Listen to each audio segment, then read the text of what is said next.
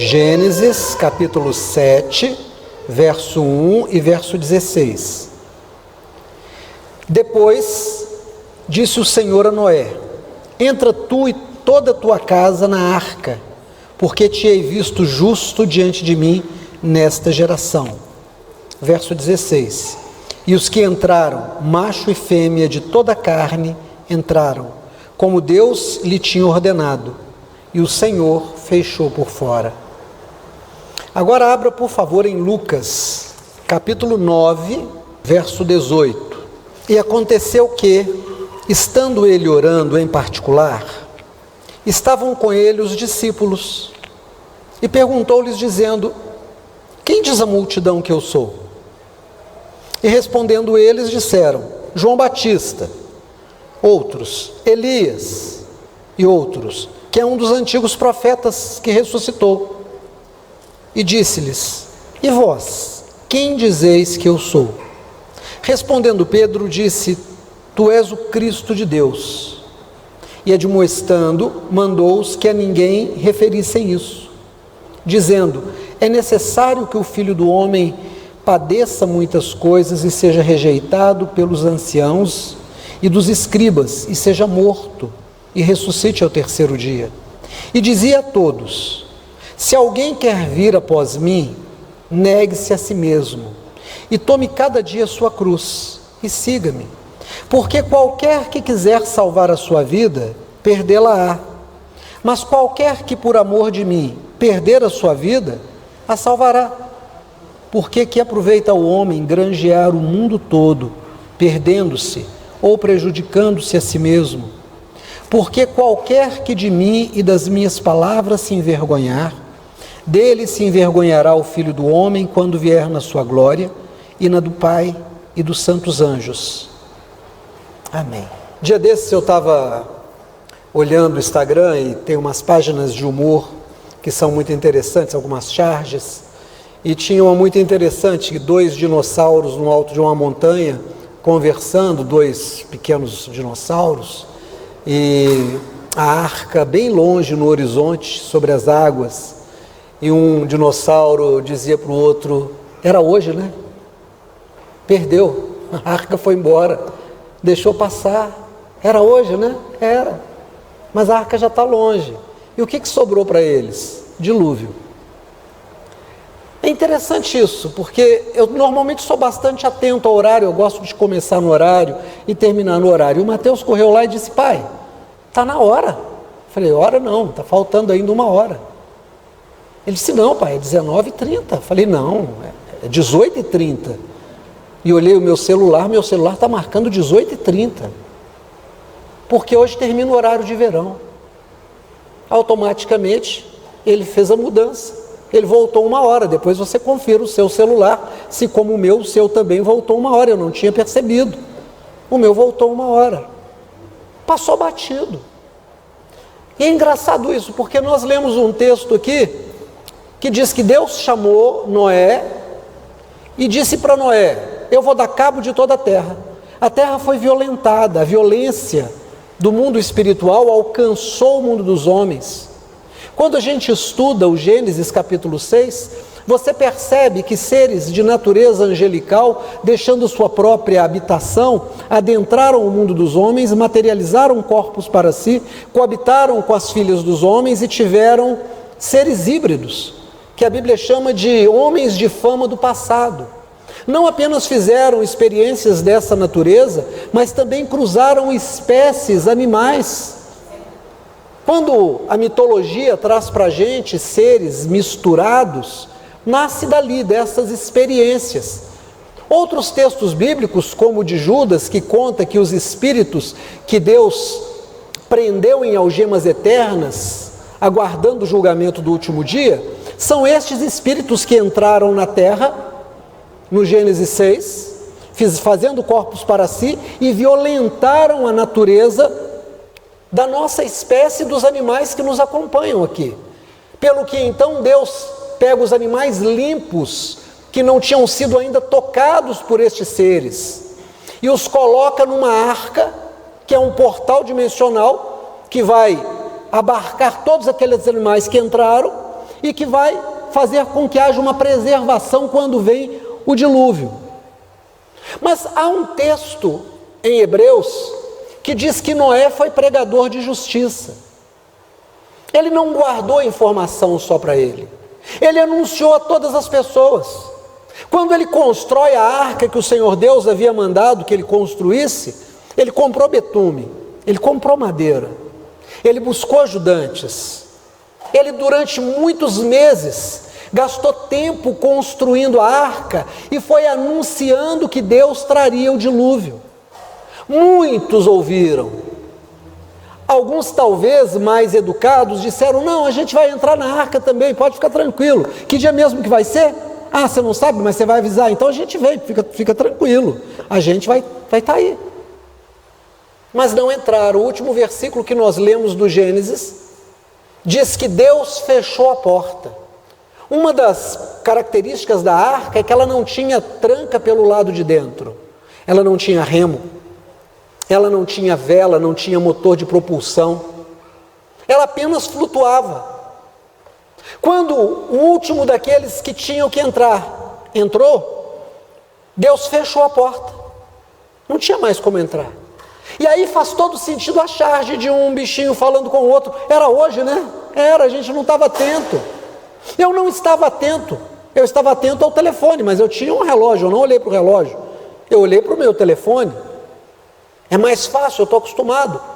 Mas eu não percebi o calendário que era final do horário de verão. E trouxe para mim um atraso. Aí nós saímos desse contexto e vamos para o contexto do Novo Testamento que nós lemos. Jesus chama os seus discípulos depois de estar em retiro, depois de estar em oração. Que engraçado, irmãos. Jesus é filho de Deus, mas encarnou. Nasceu de uma virgem. É o filho do homem. É o herdeiro de Adão. É aquele que tinha autoridade para chegar diante do diabo e dizer: me devolve o que você roubou de Adão.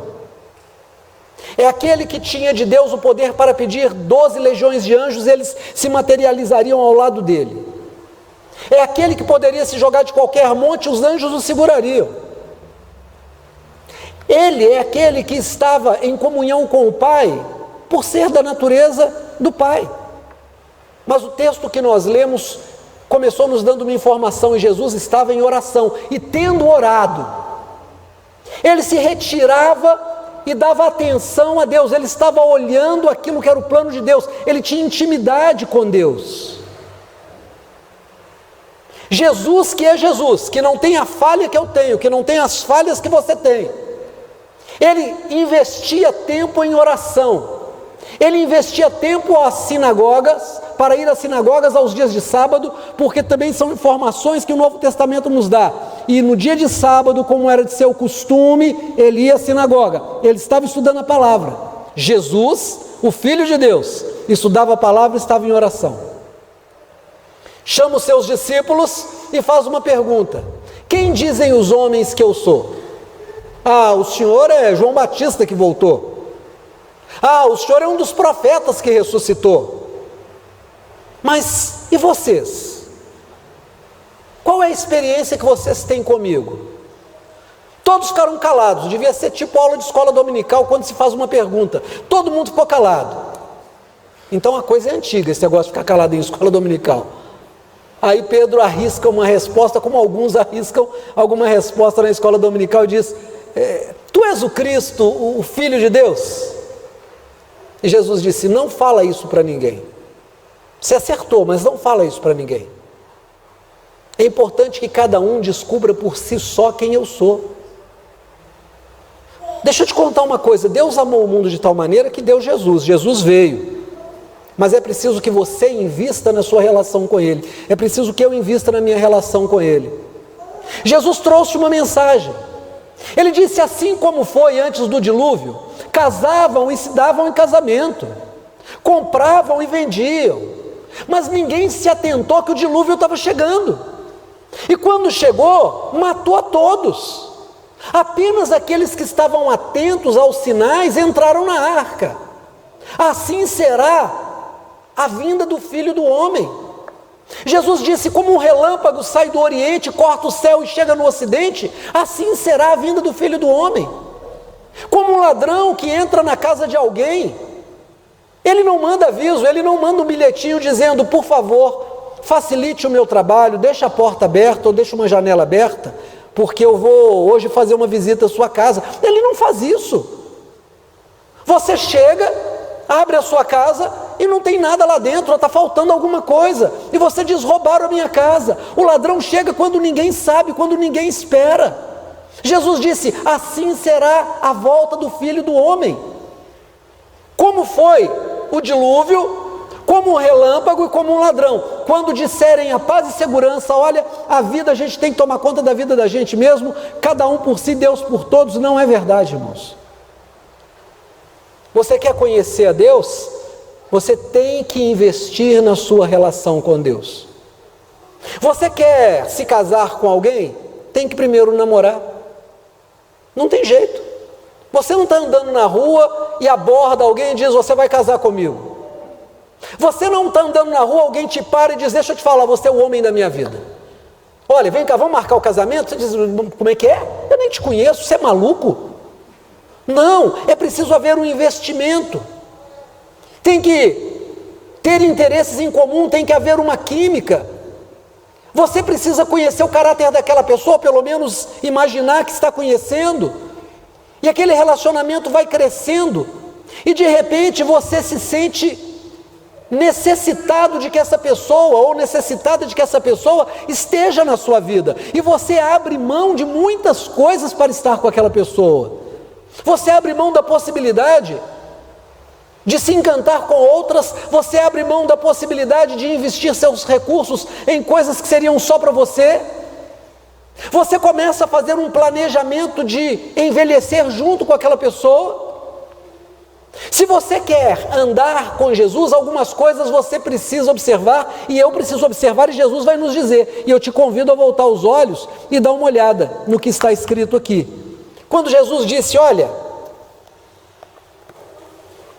verso 23, e dizia a todos: se alguém quer vir após mim, negue-se a si mesmo, e a cada dia tome a sua cruz e me siga. Sabe o que é o negue-se a si mesmo? É Jesus dizendo: pegue o achômetro e quebre. Simples. Como que os achômetros continuam em uso? Como que as pessoas ainda preferem acreditar no que elas acham e deixar de lado o que as Escrituras dizem? Como que as pessoas acreditam que elas têm um instinto, um sexto sentido? Uma paciente disse para mim uma vez, estava numa reunião com os meus sócios na empresa, e de repente um dos sócios, que é evangélico, né, e a gente tinha tomado uma decisão de proprietários, de sócios, de fazer alguma coisa, e ele não concordava. Ele achava que não, mas ele era voto vencido. E aí de repente ele chega na reunião e diz: eu acho que a gente não deve fazer isso porque Deus me disse que isso não vai dar certo. Irmãos, eu vou usar uma palavra forte aqui, isso é no mínimo uma sacanagem, porque não tem como checar. Não dá para você intimar Deus para que Ele diga por que não vai dar certo.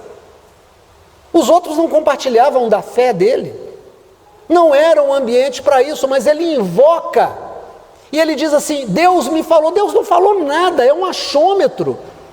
E aí ele busca Deus quando lhe é favorável, e ele deixa de lado quando lhe é favorável. Na igreja tem muito isso.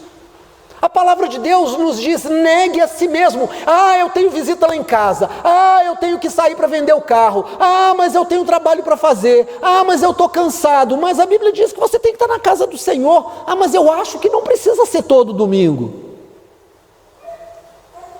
Eu acho.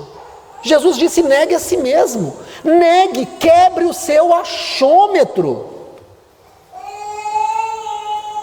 O dízimo, as ofertas.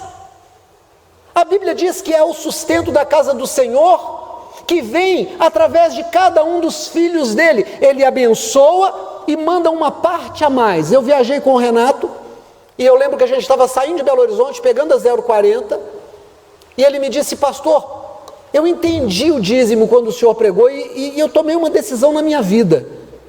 Eu vou observar isso com muito cuidado. Eu ainda não tinha entendido. Eu falei: eu vou te dar um outro exemplo. Você é motorista de caminhão, e aí o dono da empresa diz para você assim: olha, você vai fazer uma viagem lá para Belo Horizonte, e a minha esposa está lá, a minha casa é lá. Então eu vou te pagar aqui o seu salário é 10 mil reais, está aqui. E eu vou te dar mais 1.000 reais para você entregar lá na minha casa, para que haja mantimento lá em casa. Aí o motorista pega e diz assim: ganhei 11 mil reais. Ah, eu não vou entregar nada não. Eu acho que não precisa, acho que Deus não liga para isso. Olha o achômetro aí. A Bíblia diz claramente para mim e para você que nós precisamos liberar o perdão e não guardar mágoa. Mas aí a gente liga o achômetro da gente e diz assim: olha, eu acho que perdoar e não guardar mágoa tudo bem, mas esquecer? Não, eu vou lembrar sempre. Não, irmãos, o perdão que Deus fala que eu tenho que praticar é como o perdão que Ele nos deu. A Bíblia diz que Deus pega os meus pecados e joga no mar do esquecimento. Quando eu tenho que conversar com Deus, eu fiz alguma coisa, Deus não levanta a minha ficha e diz assim: Ademir, vem cá, 1967, você roubou a tampinha de refrigerante. 1970, você jogou pedra na vidraça da vizinha. 1980, você roubou. 1990, você... Deus não levanta um dossiê para jogar na minha cara. Mas nós fazemos isso, apesar da Bíblia dizer que nós temos que perdoar, que nós temos que zerar a conta. Pedro, tentando preservar o seu achômetro, quando Jesus disse: você tem que perdoar, ele disse: Senhor, mas quantas vezes eu tenho que perdoar o meu ofensor? 7 vezes? E quando ele perguntou 7 vezes, ele achou que era um negoção, que se perdoasse 7 vezes ia ser um exagero. Jesus disse: não, Pedro. Aí ele disse: ah, bom, então é quanto? É 70 vezes 7. 70 vezes 7 é sempre mais uma vez, é sempre quando for necessário, é não trazer à memória aquilo que passou, esquecendo as coisas que para trás ficam. Eu começo do zero. Me magoou, me prejudicou, mas eu acertei isso, eu quitei isso, eu coloquei isso debaixo da cruz, eu sigo. Mas alguém chega e diz: mas eu acho que não é assim, pastor. Jesus disse claramente: se você quer me seguir, negue a si mesmo, quebra o seu achômetro, começa a obedecer a palavra. Lei não é para ser discutida, é o que se diz no mundo jurídico, é para ser obedecida, simples assim. Jesus disse: negue a si mesmo e tome a sua cruz. Negar a si mesmo não é fácil, irmãos. Andar com Jesus não é fácil não, você tem que ter muita fibra, você tem que ter muita coragem, você tem que ter muita decisão, tem que ter muita raça. Porque negar a si mesmo e crucificar a sua vontade, às vezes parece que você é bobo, às vezes parece que você gosta de prejuízo, às vezes parece que você não entendeu as coisas. Todo mundo vai por um caminho e você resolve ir pelo outro. Todo mundo faz de um jeito e você faz de outro. Todo mundo fala a mesma coisa, mas você diz: não é assim, eu encontrei outra coisa na palavra de Deus. Às vezes é penoso porque a gente fica sozinho, às vezes é penoso porque a gente apanha, às vezes é penoso porque a gente assume prejuízo. É por isso que ele disse: tome a sua cruz. Entre dar escândalo e tomar um prejuízo, é melhor tomar o prejuízo do que dar um escândalo. Entre negar a cruz e deixar passar, é melhor deixar passar, ainda que pareça um prejuízo. Aí Jesus disse: tome a sua cruz, negue a si mesmo, tome a sua cruz e me siga. Como é que eu vou andar na vida? Seguindo Jesus. A melhor pergunta que você pode fazer é o título de um livro antigo, que os mais antigos devem ter lido. Tem um livro antigo que o título é Em Seu Lugar, o que faria Jesus? Não é assim? Em seu lugar, o que faria Jesus? Sabe, uma vez eu estava numa empresa, uma grande empresa, eu era funcionário dela, e ela contratou uma empresa para, numa convenção, fazer lá um curso rápido ali, e a gente estava lá e eles começaram a mostrar um filme. E o filme era uma pessoa que chegava, eram várias esquetezinhas, mas uma que eu me lembro, o cara está na fila do banco, e quando chega a vez dele, ele é maltratado pelo caixa. E ele fica com muita raiva porque ele é maltratado, e ele diz para o caixa, sabe o que eu acho que você devia fazer? E aí eles congelam a imagem e entram com uma imagem nova. Ele vira o caixa, e aquele que era o caixa vira o cliente. Porque ele ia praticar aquilo que ele achou que devia fazer. Toda vez que você tiver que fazer alguma coisa, pergunte, em meu lugar, o que faria Jesus? Jesus insultaria? Jesus ia mandar palavrão? Irmãos, nós falamos muito palavrão, faz parte da nossa cultura, nós brasileiros, somos passionais, brigamos muito, rodamos a baiana, não gostamos de levar desaforo, gostamos de levar prejuízo? De forma nenhuma, gostamos de ter lucro. Às vezes, na busca do lucro, nós somos injustos e praticamos a injustiça. Para levar lucro, eu dou prejuízo ao outro, mesmo que eu não esteja roubando, mas eu me valho de alguma coisa que dá a ele um prejuízo, e eu sei que ele está no prejuízo. Não é assim, não é assim. Em meu lugar, o que faria Jesus? No meu casamento, o que faria Jesus? Jesus responderia desse jeito? No meu trabalho, o que faria Jesus? Quando eu vou comprar, eu estou com o cartão de crédito na mão, eu vou comprar alguma coisa, dá uma paradinha e diz, em meu lugar, o que faria Jesus? Quando você tiver a resposta do que Jesus faria, siga, faça a mesma coisa que Jesus faria. Você não vai errar, você não tem a menor chance de errar, você vai acertar com certeza.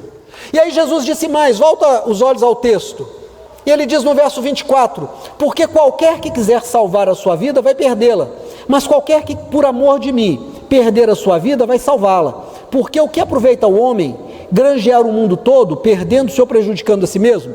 Então quando ele diz assim, se alguém quiser preservar a sua vida, olha aqui para mim em nome de Jesus, ele está dizendo o seguinte, se alguém quiser apenas entender a experiência com Deus nessa vida, vai perder a eternidade. Se você acha que a experiência com Deus é para te curar o corpo físico, é para salvar alguém que está doente da morte, se a experiência com Deus é para te dar um emprego melhor, para te dar aumento de salário, se a experiência com Deus é para tirar você de um acidente de estrada, ou seja, se você acha que a sua experiência com Deus é apenas para que as coisas nesse mundo vão bem para você, você já perdeu a eternidade. Porque nós somos seres destinados à eternidade, nós todos sabemos que vamos morrer, não sabemos quando, temos uma expectativa de viver mais, mas ninguém sabe o que vai acontecer, ninguém sabe. Aí Jesus disse, mas aquele que perder a sua vida por amor de mim, vai encontrá-la, vai salvá-la. Se você entender que tudo que você tem nessa vida aqui é apenas escola para que você conheça Deus, você não vai lutar para satisfazer apenas a sua carne. Você não vai lutar apenas para ter roupa nova, para ter casa nova, ter carro novo, ter comida na mesa. Você não vai lutar apenas para ser designado como doutor, como senhor ou como qualquer outro título. Aqueles que querem ganhar a sua vida vão perdê-la, porque não têm a consciência de que existe uma vida eterna. Nós estamos todos envelhecendo, e as pessoas que estão segurando, tentando segurar a juventude, tentando segurar a beleza, tentando segurar a saúde, deixa eu te contar uma coisa, nós todos, se estivermos vivendo, vamos envelhecer, e sabe o que a velhice traz? Traz perda, você fica feio do ponto de vista estético e plástico, você fica bonitinho do ponto de vista afetivo. Alguém olha e fala, nossa, mas que velho bonitinho, não parece um Papai Noel, parece um vozinho, olha, mas ela é tão linda, não, ela é tão fofa, fofa do ponto de vista afetivo, do ponto de vista plástico estético é feio. Porque essa beleza estética e plástica é apenas um recurso da juventude para que nós possamos atrair parceiros e nos multiplicar. É o nosso DNA que está agindo em nós e através de nós para se perpetuar. É só isso. Porque esse corpo não é para a eternidade. Carne e sangue não podem herdar a vida eterna. Carne e sangue não adentrarão a vida eterna. Então, se você tenta amarrar a sua vida apenas às coisas do mundo material, você vai perder a eternidade, porque você não vai juntar tesouros no céu. Você vai juntar tesouros na terra, e tesouros na terra não valem no céu. Sabe o que vale no céu? Uma das coisas mais difíceis. Irmãos, eu quero te perguntar, para você responder para você: você consegue controlar o seu temperamento? Não vou nem falar dos desejos, só o temperamento. Eu acho que tem mais chance de se dar melhor na vida um endemoniado do que um descontrolado. Porque o endemoniado, quando ele encontra o Espírito Santo, ele é liberto. O descontrolado, quando ele encontra o Espírito Santo, ele continua descontrolado. Ele não dá lugar a Deus. Porque ele não nega a si mesmo. Ele não crucifica o seu temperamento. Encontro muita gente que diz: olha, eu sou muito franco, eu sou muito sincero, o que eu tenho que falar eu falo na lata. Deixa eu te contar com todo carinho, com toda delicadeza, eu vou te falar que você é um idiota. Você é um idiota. Só um idiota sai por aí ofendendo os outros em nome da verdade. Só um idiota fala a verdade para machucar os outros. Porque o que ele vai receber de volta é mágoa. O que ele vai receber de volta é ser marcado como uma pessoa sem graça, chata e tal, olhar se ele não for boicotado. A minha franqueza não me dá um aval para magoar os outros. Então eu posso ser franco, mas eu preciso ser doce. Eu posso ser franco, mas eu preciso ser educado. Eu posso ser franco, mas eu preciso ser aquela pessoa que conhece o momento de falar e o jeito de falar. E talvez, mesmo sendo franco, o melhor seja parecer sábio. A Bíblia diz que até o tolo, quando fica calado, se passa por sábio. Você quer falar? Eu vou ser sábio. Fala nada, deixa passar. É isso que Jesus está dizendo. Se você quer ganhar esse mundo, você vai perder o outro. Mas se você quer ganhar o outro, você entrega esse para Jesus, nega a si mesmo, toma a sua cruz e obedece a palavra. E aí eu lembrei hoje de manhã as coisas que Deus exige de nós, irmão. Olha aqui para mim, em nome de Jesus. Eu vou fechar a Bíblia, porque eu quero terminar a mensagem. Eu falo isso tantas vezes. Os mandamentos de Deus não são pesados. Não são. O que é que Deus exige de nós? 6 dias fará toda a sua obra. O 7º dia pertence ao Senhor. Ah, pastor, mas eu tenho que vir à igreja? É bom, irmão. É bom que venha. Porque vai chegar o tempo que você vai ter o desejo de vir e não vai ter a condição de vir. Acredita em mim, vai chegar. Aproveita esse dia para visitar. Aproveita esse dia para evangelizar. Aproveita esse dia para inscrever o seu nome numa delegacia, num presídio e visitar os presos. Para visitar os enfermos. Vai para o hospital, entra numa fila, Santa Casa, Hospital de Clínicas, Santa Rita. Vê se está podendo nessa fase agora, se não for agora, depois. Vai evangelizar. Vai falar de Jesus para um vizinho que der a liberdade para você evangelizar. Começa a fazer a obra, o 7º dia do Senhor. Esteja na escola dominical, aprenda a palavra, participe, venha à noite no culto, traga convidado, evangelize e traga a pessoa. Vai com o seu carro e busca. Põe aqui dentro, deixa a pessoa ouvir, ora por ela, ora durante a semana, investe nela. O dízimo pertence ao Senhor. Deus não precisa de dinheiro, não precisa, mais estabeleceu que a obra dele cresce e acontece a partir do financiamento com os 10% que ele agrega àquilo que ele dá às pessoas. Ganhei 5 mil. Não, você não ganhou 5 mil, você recebeu 4.500. 500 você dá obra do Senhor. Pronto, é assim. É simples. A glória pertence ao Senhor. Deixa eu te contar, olha para mim em nome de Jesus. Você pode estudar e ser muito bem sucedido no que você estudar, mas quem te deu habilidade para aprender? Para reter o aprendizado? Quem abriu a oportunidade para você? Quem te deu habilidade para crescer? Quem te mostrou o caminho? Então toda glória pertence ao Senhor. Você tem um talento? Paulo escrevendo diz, se o talento que você tem, você recebeu, você está orgulhoso de quê? Você toca muito bem, mas você recebeu esse talento. Você desenha muito bem, você recebeu esse talento. Não importa o que você faça, é um talento, foi algo que te foi dado pelo Espírito Santo, dá toda a honra e toda a glória ao Senhor. Você conquistou alguma coisa na vida? Conquistou sua casa, seu carro, seu apartamento, sua fazenda, seja lá o que for. Deixa eu te contar uma coisa, há uns anos atrás não era seu e daqui a uns anos não será seu. Você não passa de mero hóspede de Deus, você não passa de mero ocupante de alguma coisa que Deus te emprestou. Então não fique cheio de vida achando que você tem muito, que você é melhor do que os outros, porque você não é. Você está orgulhoso da fé que você tem, porque Deus abriu o seu entendimento e porque você conhece um pouquinho das Escrituras? Não despreze as pessoas que acreditam de forma diferente de você, não fale mal da religião dos outros, não seja intolerante, respeite a experiência que o outro tem com Deus a partir da fé que ele professa. E se em conversando com ele o seu testemunho for ungido, Deus tocará no coração dele, mas é preciso respeitar o outro. A palavra de Deus é tão simples, a vingança não pertence a você.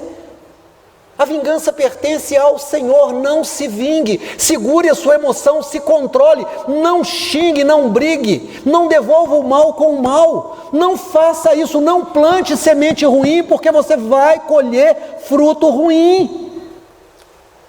Mesmo com aquela pessoa que te prejudicou, mesmo com aquela pessoa que te ofendeu, mesmo com aquela pessoa que de alguma forma tatuou a sua alma com muita amargura, a trate como se ela fosse a melhor pessoa do mundo. Faça isso por amor ao Senhor. Negue a si mesmo, tome a sua cruz. E eu vou te falar em nome de Jesus.